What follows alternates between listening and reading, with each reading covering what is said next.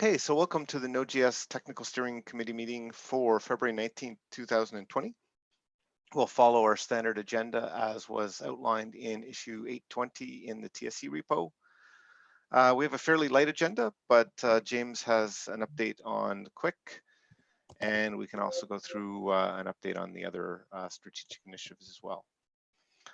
So first of all, does anybody have any announcements or things that they'd like to share before we get started?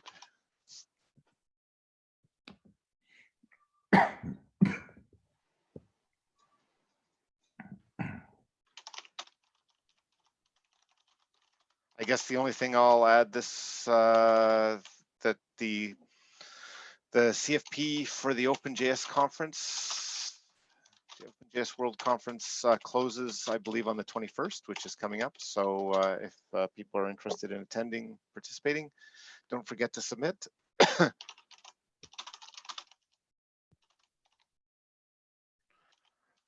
Other than that, let's move on to the issues which are tagged for the agenda.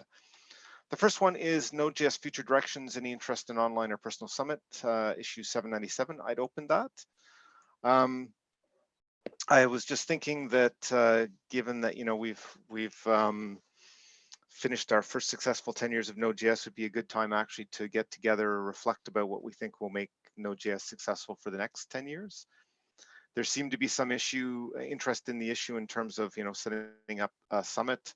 We've done some of these in person in the past, you know, and there's some discussion there around aligning it with one of the collaborator summits, although I find those personally are already pretty busy, and also the idea of potentially doing it online as opposed to in person. So I thought it'd be good to spend a little bit of time, you know, getting some additional input from the people who are here and figuring out, you know, if it's something we think we should do, how much interest there is, and sort of the format that would make sense.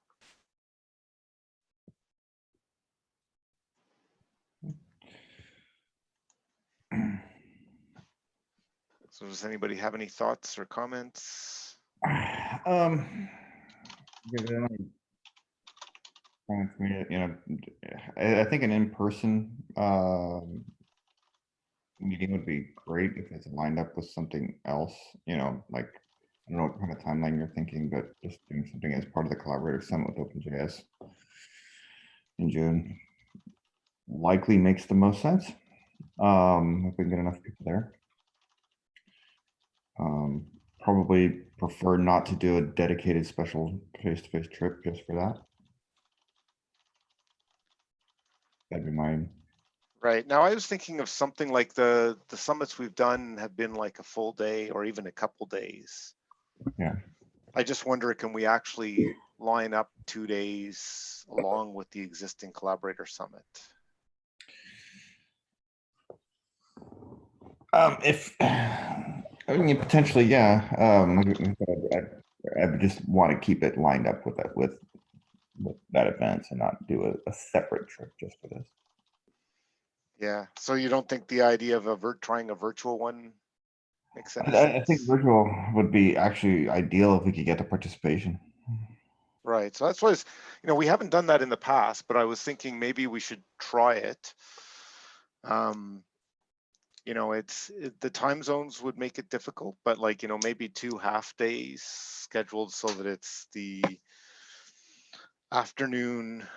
I guess it's like morning for the people on the west coast of US and afternoon for the afternoon night for people in Europe. I don't know if that would end up working. Yeah. Yeah, we'd have to just, you know, check to see how reasonable that is for folks in Asia. So let's see let me just see, what do we have in terms of overlap if we look at so like what's the current actually I guess we can look at that spreadsheet, right? We can say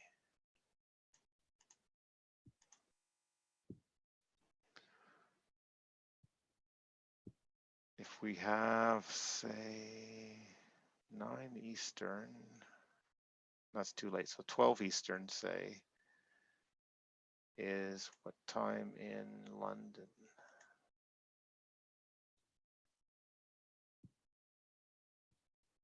doesn't make sense. Sorry, I'm just trying to figure out how many hours. Like we actually have 4 hours overlap or something, because we need a fairly good chunk. Yeah. I mean, we can definitely take, the actual, scheduling, offline, but does anybody else have any thoughts on?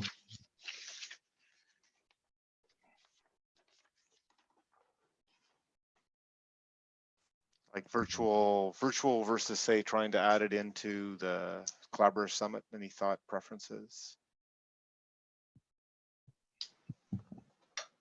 Okay. Okay. I'm just gonna take a quick note. Virtual will probably be easier to arrange, right?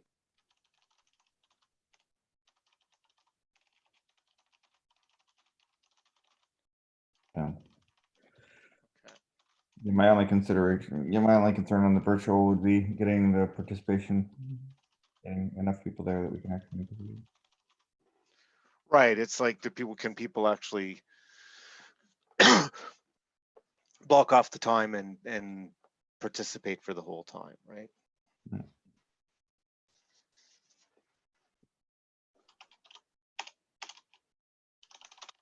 Maybe. Okay. So anyway, we can take that offline. One, to see if there's any.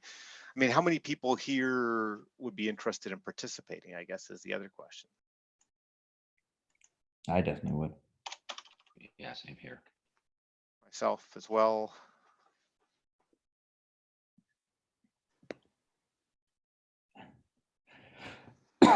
Everybody's still asleep.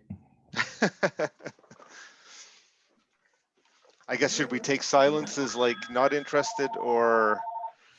I would be interested. There's a couple of people writing in the chat, so there's at least 3 more in the chat. Okay. Including so it sounds myself. okay. So we have interest. It's just a matter of what we can line up in a reasonable way. Yeah.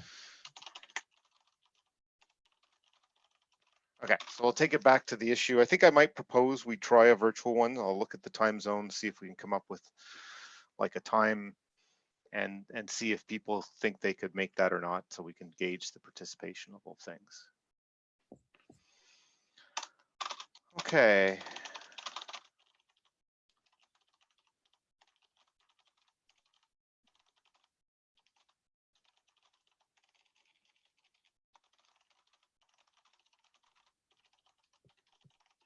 Okay, so moving on, go ahead. Oh. Yeah, Michael, I was just going to ask one question quickly on this. For the summit that we're talking about, is this a broader, to the broader collaboratorship or just the TSC? I'm trying to recall. No, it would be the broader collaboratorship. So, people who are interested in participating.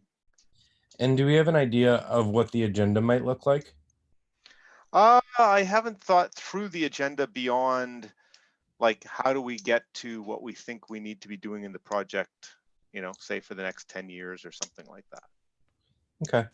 So at least for myself, one thing that may be helpful before we make any strong decisions about whether or not it should be remote or in person or what it would even look like, it may make sense to start kind of drumming up what the agenda might look like and what kind of content there would be.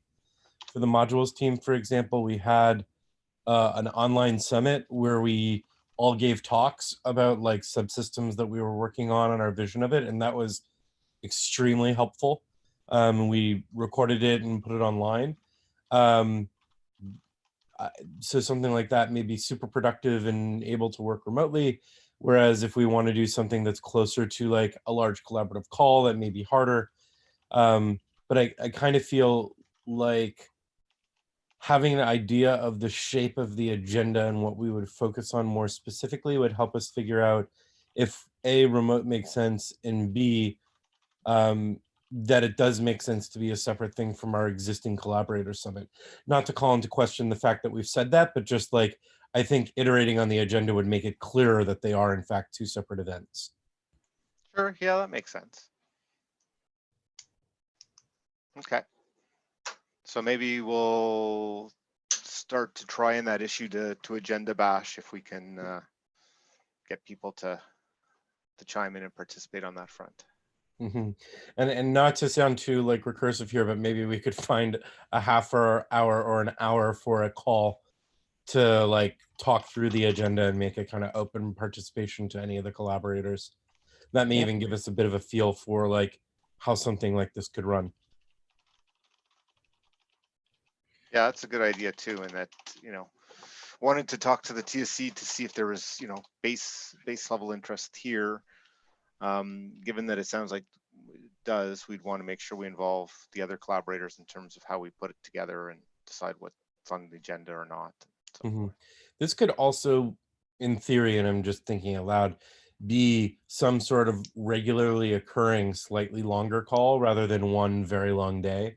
So something that's like an hour or two every quarter or something like that. So we continue to iterate on that vision rather than it being a one-off. But I think there's like a couple different forms that this could take depending on the explicit content that we want to do. yeah, that's true. I think certainly you're right. Like going forward, the like doing it more regularly, shorter could make sense as well. My starting point was our existing ones where we'd gotten together and it was pretty productive to have people for a longer period of time. But who knows? Depending on, like you said, depending on the agenda, we can come up with something else might make sense. Yeah, and there's also the possibility, just separately from this, that for the collaborator summit, especially if multiple projects are interested in having their own project-focused stuff, that we could possibly even earmark half a day at the collaborator summit for this, but that doesn't preclude us doing it at other times or other ways. True. Yeah, I guess it's my only thought on that one was that they were already full without taking like a whole day or whatever. But maybe it should be the priority for the next one, and it makes sense in that case. Yeah, I think the collaborator summit will be full no matter what. We just have to figure out what we want to prioritize. Right. So yeah. If we basically made the decision that, hey, this is the priority, and we're gonna, like, as the challenge I always find, it's like people want to be at everything, right? So we want to not force you to miss out on something like this because there's something else you want to go see as well. Yeah, and if that was the case, we could run it like a plenary and make it the only thing that's running for those couple hours. Right. Yep. Okay. So let's continue. We can continue to push. I think good suggestions on working a little bit on the agenda, and then the issue push on that, and through that, what's the best venue? Any other comments, suggestions? Mm-hmm. No. Okay. Yeah. Thanks. Lots of good suggestions there, Miles. I guess moving on to the other issue we have, which is a Node.js social media accounts 454. I haven't really seen any more discussion on that, so I don't know if anybody else has, and if there's anything to talk about this week.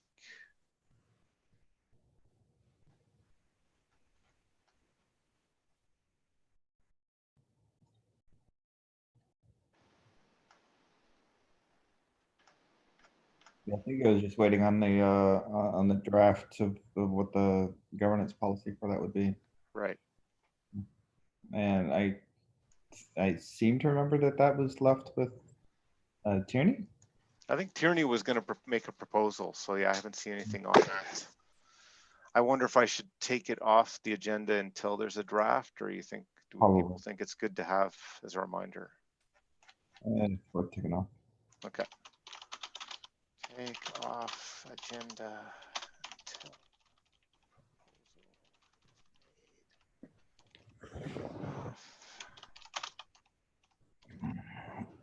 okay, sorry, just doing, I didn't mean to close it, sorry. No, it didn't. Good, it didn't close it. Thank you. Although it's not letting me do anything to it. GitHub is having issues right now. Okay, so anyway, let's move on.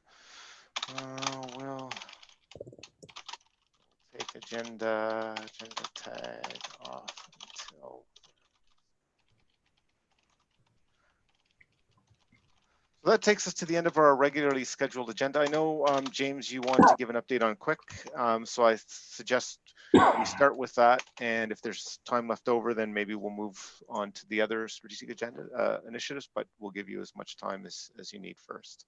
Yeah, the quick stuff should be it should be quick. So many puns you can make of that. All right, so late last week I updated the pull request, the draft pull request, the very significant update from what had been open previously.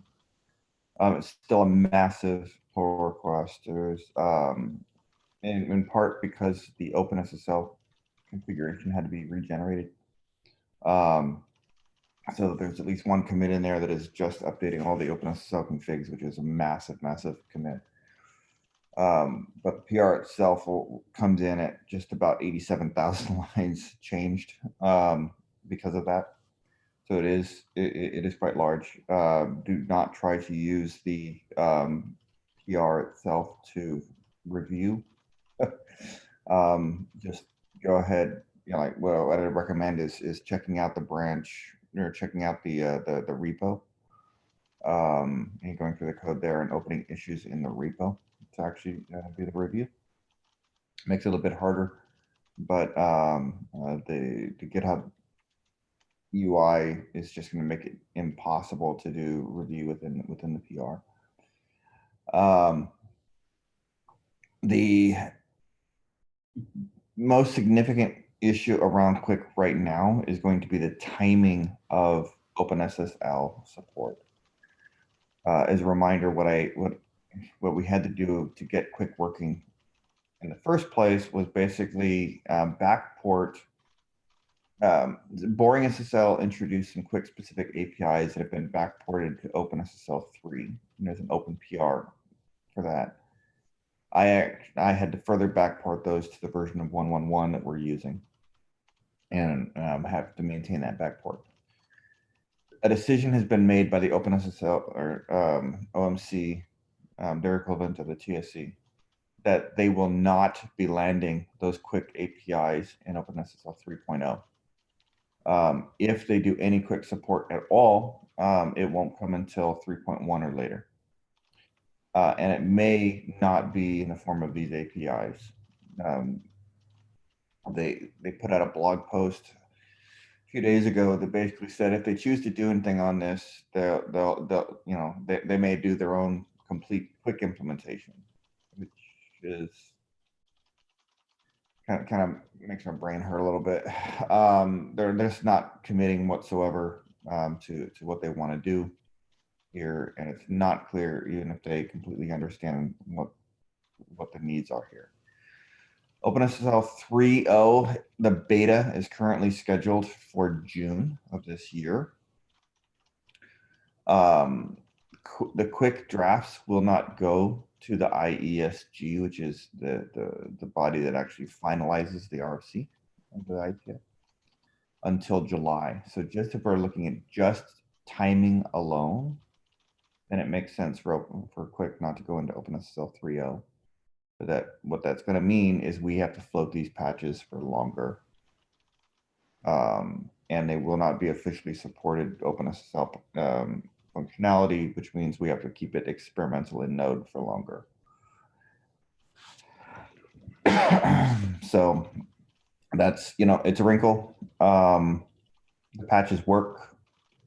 When you're not using Quick, they have no functional changes whatsoever to OpenSSL as it is now. So there's not a risk breaking anything else in OpenSSL. We're not exposing any security vulnerabilities when Quick is not being used, right? So I don't think there's a risk, but it does mean things like if you're using the shared OpenSSL library, Quick won't work. You'll have to use the version that's statically linked. Right. What does it mean for maintenance of, you know, there's an OpenSSL security release? It means we have to for that. redo the patches, yeah. And how hard is that is the question. It should not be difficult. The patches are only minimal changes to existing functionality. Most of it is new functions that have been added. So typically, it's just a matter of reapplying the patches, and then if there's any, if there are merge conflicts, they should be relatively small. Right. It also means distros won't support Quick. Only our all-in-one builds will support it. All the distros will be Quickless. It does have great puns. Right. I guess that's an interesting question. Adding on that, like, will there be any chances of like code paths getting hit on the ones that are linking against their own OpenSSL and causing problems? No, there shouldn't be. Basically, if Quick will only be enabled if you're using the statically linked library, OpenSSL, and then only those Quick code paths will only be hit if you are specifically using Quick. So there shouldn't be a risk there at all. The distro's point there is actually pretty critical, because without having that shared library support, it's going to really severely limit.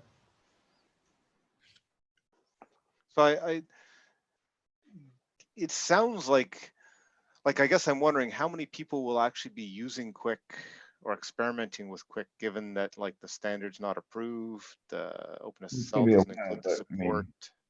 It's going to be a while before it gains traction, but this decision with OpenSSL guarantees that it'll be several years. So they're kind of forcing it, and the logic that they're using is, well, nobody's using it yet, so we're not going to prioritize it, but nobody can use it until they prioritize it. I was just exploring, like, are we too far on the bleeding edge here? No, it's that OpenSSL is actually pushing the edge out farther. There are active implementations going out across multiple platforms already, working on this, and a lot of those are just falling back and using boring SSL instead. Okay, what other runtimes like? I'll come up with a list of implementations. Okay. Yeah, it'd be just interesting to know what other languages are doing, other runtimes are doing. So the other possible thing that we could do here, it also pushes out timeline, and something I think we should explore anyway,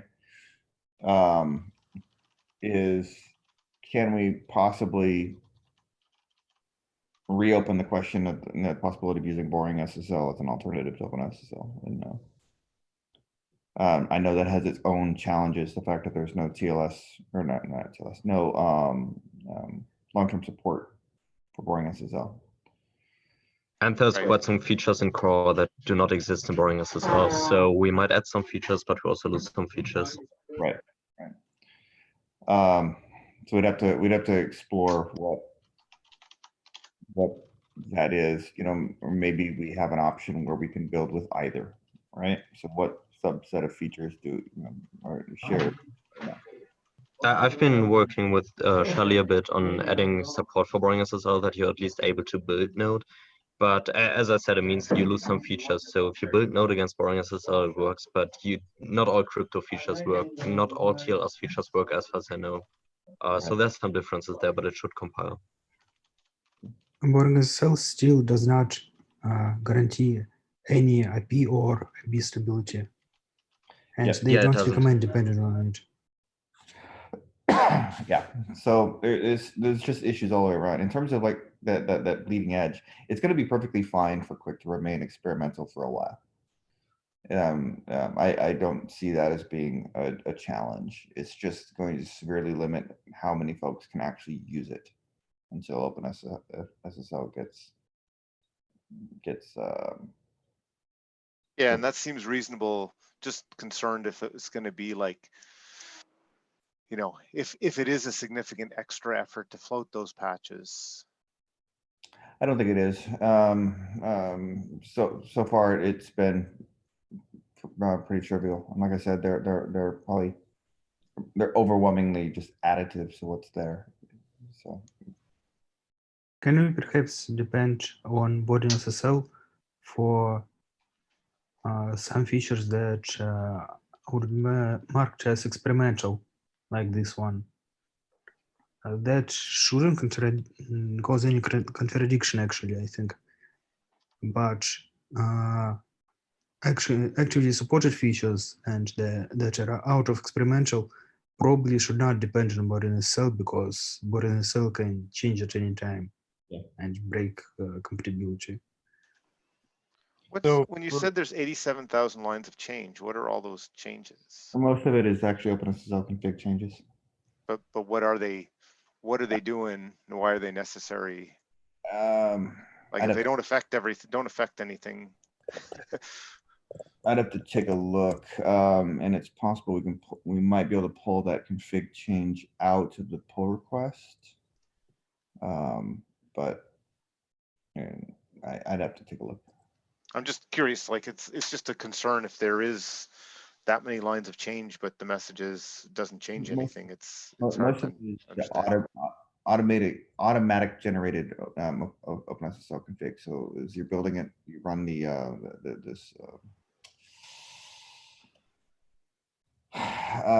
you update it, there's basically a configuration generation that occurs, right? Right. So Sam, is every time you've updated OpenSSL, it's that big a change? No, it's not about every time. It's because the SSL James is using has configuration changes. So it regenerates the make files as new defines and stuff like that. It's not I don't think that's such a big deal. I mean, floating the patches isn't a concern. As James says, it's additive. It's not like it's digging in and rearranging the whole protocol handshake sequences or anything like that. There's kind of, in terms of the PR reviewability, there's kind of two ways of dealing with it. One, we could just flat out float the patches as experimental, float the patches immediately on Node, but not compile them in by default. So they'd be there hidden behind a configure time flag. So that would decrease the size of the pull request and be low risk. Or just, James, I haven't looked at your PR. You can restructure the PR as a PR against, like, one branch has OpenSSL changes in, and then the Quicks changes are PR'd to that branch. That gives you more readable PRs and allows you to more clearly see what the difference is between the OpenSSL changes and your changes. So the way that I can absolutely restructure it that way. That if you look at the PR right now, there are two commits that have to do with the OpenSSL. The update of OpenSSL config is isolated in a single commit. So if you filter the PR so that is not present, it gets much smaller. And then all of the boring SSL quick APIs are in a single commit. So those can be looked at individually. It's just it's hard to review PRs commit by commit. It's much easier when you can, and also as they get rebased, you lose the comments, and whereas that's why I suggest that, like I say, I'm open to landing them directly. James, can you address the fact that boring SSL just changed those APIs? Yeah. So as they've been going through and Quick is a work in progress. It's been changing. In one of those is the Quick TLS spec. So as that has been evolving, as the implementers have been working on it, Quick has been evolving its API as well. So they're making that change, and then the guy that's done the port to OpenSSL is in the process of updating that PR to address those changes. And then once that is updated, I'll update this the patch here. But we'll also have to time it to coincide with NGTCP's updated support. So. Does this PR enable Quick in our shipping binaries as experimental, or is it another build option, or what's the build option? So you have to use the experimental Quick configure flag. The OpenSSL changes get applied with or without the flag currently. But I can gate those. I can update this to gate those. It's where the patches are only applied after or with that flag. Okay, because that sounds like it would reduce risk, right? That means Yeah. the shipping binaries aren't affected at all by the largest piece. Yep.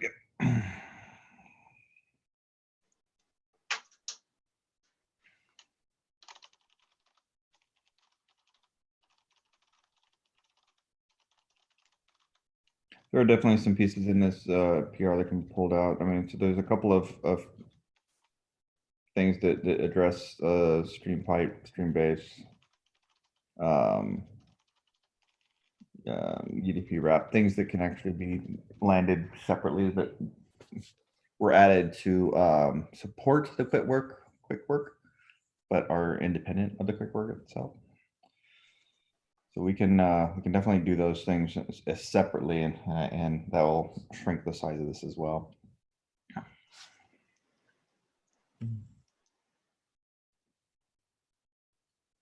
I like the idea of them not being applied by default, because then if, say, for example, in a security release, there were some issues, we could still ship those without having to do the merge, I think. Yep. Right, like we might break the quick build option, but that's not really, that's something we could fix up afterwards, probably.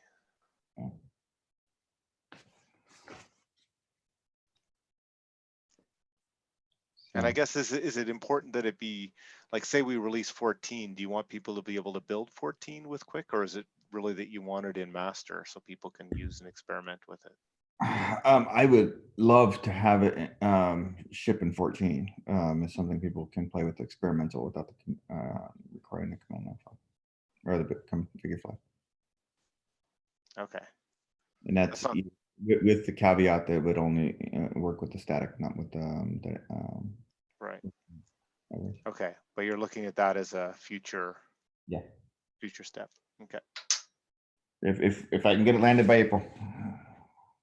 It's yeah, the only thing with it is sempermajor, because it adds a new top level. It adds that new quick top level, which we might want to revisit. It may not need to have its own top level module.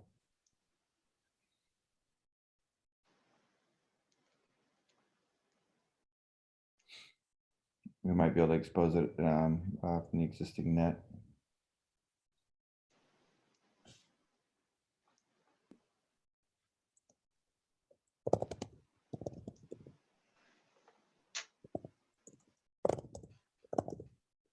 Any other questions, discussion? Yeah, I just want to slightly tangent Quicks, but I mean, I can appreciate this some frustration from open, about Quicks and OpenSSL, but I think it's worth remembering that OpenSSL is in the process, as far as I can see, of the largest rewrite they've done in the last 20 years. Like 3.x is a major change. There's tons of churn, and there's some pretty hard technical problems that they're trying to solve, and then issues about configuration and redoing the provider. They're considering dropping the engine interface. I mean, their lofty goal was to have a OpenSSL 3.x provider that was capable of loading any existing engine, so that all, they'd continue to have engine support, but they're considering dropping that as a feature for 3.0 because of just time and feasibility. They're also getting pinged every month or two by people anxiously asking them when FIPS is going to be ready, and FIPS depends on 3.0 and is already about a year later than they thought, which was already a year and a quarter later than anybody wanted. So they're floundering to get the amount of developer time that they need. So I think they just dropped Quicks because they're like, we just don't have the time to think about this. And maybe they're making the wrong choice. Maybe Quicks is more important than these other things. But they're I think the priorities are fine. I think how they're choosing to engage in the conversation is a bit unfortunate. They have people who are willing to do this, to manage the support for them, and nobody is asking for it to be supported yet. It's let's have a experimental you know, something that is experimental, you know, similar to what we do with experimental features. And there are people willing to work on it, so it doesn't put that additional burden on the folks that are trying to figure out everything else. And the response is, you know what, we got it, we'll do it later. And then they're being very dismissive of the folks who are volunteering to do this for them. So it's that, I think that's really where the frustration comes in. And you know, and you know, I've made the point in several comments. Even if they just came back and said, "Hey, the timing is off. We can't do it because of timing," that's perfectly valid, right? Because the 3.0 beta is supposed to be out in June, and the spec is not even going to go to IESG consideration until July. For those that don't know, the IESG consideration is basically the final step in producing the RFC. At that point, the working group has considered the spec done. It's gone through last call, and it needs to go for that final step, right? And so the RFC itself would not even be minted until sometime second half of 2020. So just on that fact alone, the OpenSSL OMC is perfectly justified in saying, hey, the timing doesn't work. We can't get it in 3.0. But they could be a lot friendlier with the community that's volunteering to help work on it. And they're just not.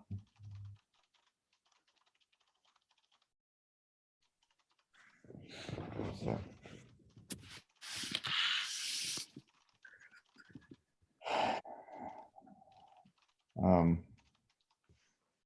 Anyway, yeah, that's the update. We're still making progress on it. I will do some stuff to reduce the size of that PR. I'll take it as a to-do to apply the OpenSSL patches only if the configure flag is enabled. So right now, basically what that's going to mean is applying the patches during build rather than checking this, you know, those in separate commits. Yeah. So yeah. Okay, I think we should probably move on to the next issues unless people have something else they want to chime in on that one.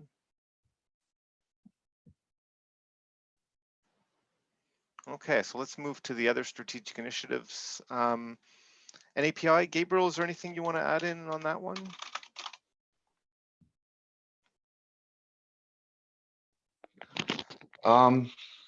Yeah, I don't believe there's much going on.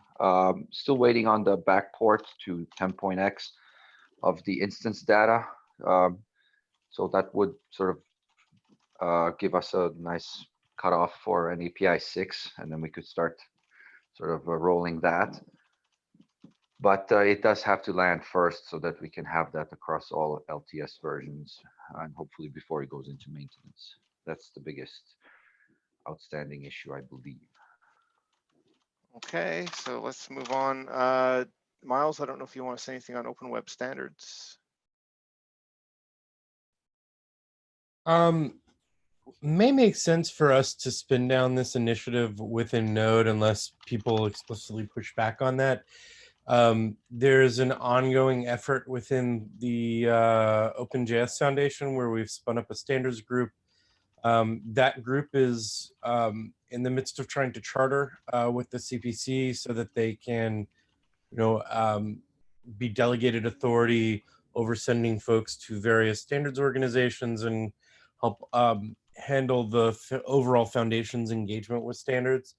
So some highlights that are worth knowing about it, like the group is not only looking at like maintaining existing relationships and work, such as stuff that the JS Foundation had been doing in the past with ECMA, but also exploring new standards bodies and organizations to join. So specifically the Unicode Consortium, as well as the OSI, are two organizations that were identified by this group that the foundation should join, and this is now in the board's court to see through.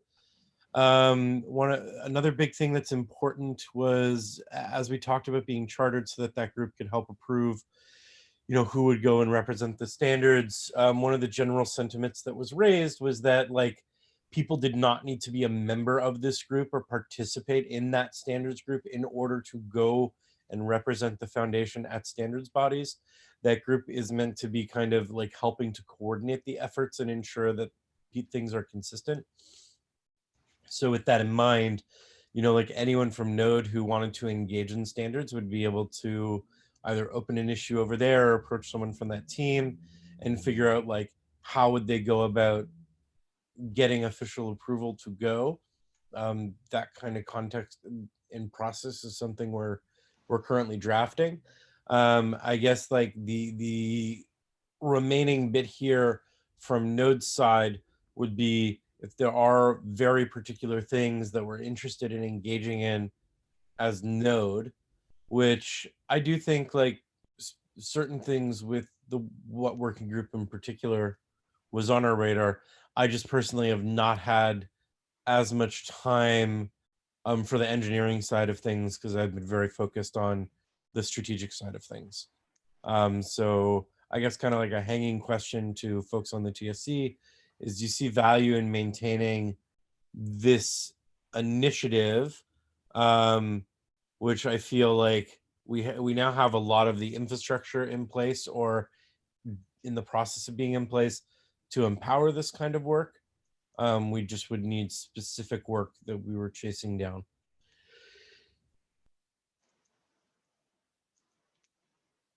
I mean, I think the reality is that there hasn't been a group or too much focus, like other than what's going on in the OpenJS team, right? Yeah, and I mean, even for myself, that's not without interest. Like, I still very much want to see fetch happen. For example, it's just prioritizing dev time on that. For myself, I just have not had time for that kind of like for that specific work. Right. So I mean, I'm just thinking like if we haven't had anybody with cycles, there is the effort the other place, like you suggested, maybe spinning it down for now would make sense. And if that changes, if it's going to change in the near future, then leaving it there makes sense. But if it's not, then maybe spinning it down until it will would make sense.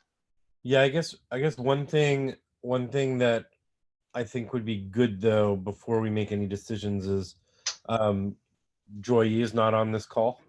Sure. But it'd likely be good to confirm with Joy E about how she feels about it. Makes sense. Okay, I want to keep some time at the end for the private session, so let's move on. The last one that we have somebody, well, Rich isn't here, but on the build resources, I have a quick update. So thanks to Miles, he did line up David, who is from Google, who is starting to engage, which is great. And Tierney reached out to me with a few new names for people from Microsoft who are going to have some time to get engaged in the build working group as well. So I'm going to get in touch base with them, I think later today, and then connect them to the build working group. So we are, based on our request to the board for some help, looks like we've gotten some additional people who are going to be investing, at least on the Google front. Talk to David, sounds like it's definitely an ongoing investment, so that's good. And promising on the people from Microsoft as well. So that's the update on that front. Any other things people want to mention or raise on the current initiatives, strategic initiatives front before we close out for today?